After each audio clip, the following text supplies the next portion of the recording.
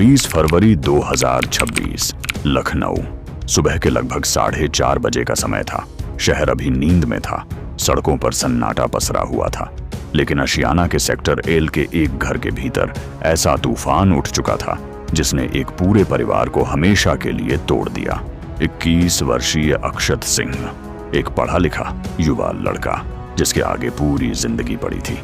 उसके पिता 50 वर्षीय मनवेंद्र सिंह शहर के एक प्रतिष्ठित व्यवसायी थे। उनकी कई पैथोलॉजी लैब्स और 2 शराब की दुकानें थीं। समाज में उनका सम्मान था, नाम था, प्रतिष्ठा थी। उन्होंने अपने बेटे के लिए बड़े सपने देखे थे। वह डॉक्टर बने, नीट की परीक्षा पास करे और परिवार का नाम रोशन करे। कहा जाता है कि उसी सपने का दबाव उस सुबह एक भयानक बहस में बदल गया।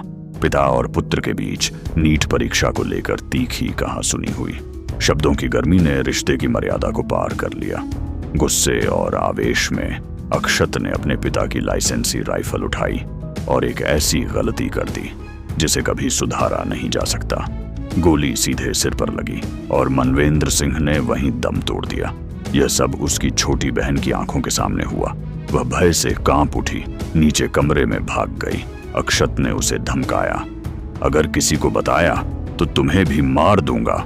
डरी सहमी बहन चुप रही और अपने परीक्षा देने चली गई, जैसे कुछ हुआ ही ना हो। लेकिन अपराध केवल एक पल का नहीं होता, उसके बाद शुरू होती है उसे छिपाने की भयावह कोशिश। अक्षत ने कमरे के खून के धब्बे साफ किए, दीवार दोबारा रंगी, फिर साक्ष्य मिटाने के लिए उसने शरीर के टुकड़े किए। कुछ हिस्से पॉलिथीन में लपेटकर नादिरगंज इलाके की नहर किनारे झाड़ियों में फेंक दिए और बाकी हिस्से घर के ग्राउंड फ्लोर पर एक नीले प्लास्टिक ड्रम में छिपा दिए। उधर जब मनवेंद्र सिंह का फोन लंबे समय तक बंद मिला तो दोस्तों और रिश्तेदारों को चिंता हुई। पूछने पर अक्षत ने कहा कि पिता सुबह सुबह दिल्ली व्यापार के सिलसिले में गए हैं। समय बीतता गया, बेचैनी बढ़ती गई। आखिरकार परिवार ने मिलकर गुमशुदगी की रिपोर्ट दर्ज करवाई। पुलिस ने जांच शुरू की। सवाल पूछे गए। अक्षत के बयान बार बार बदल रहे थे। संदेह गहराता गया। सीसीटीवी फुटेज खंगाली गई जिसमें साफ दिखा कि 20 फरवरी की सुबह मनवेंद्र सिंह घर से बाहर ही नहीं निकले थे। आखिरकार सच का बोझ अक्षत सह नहीं पाया।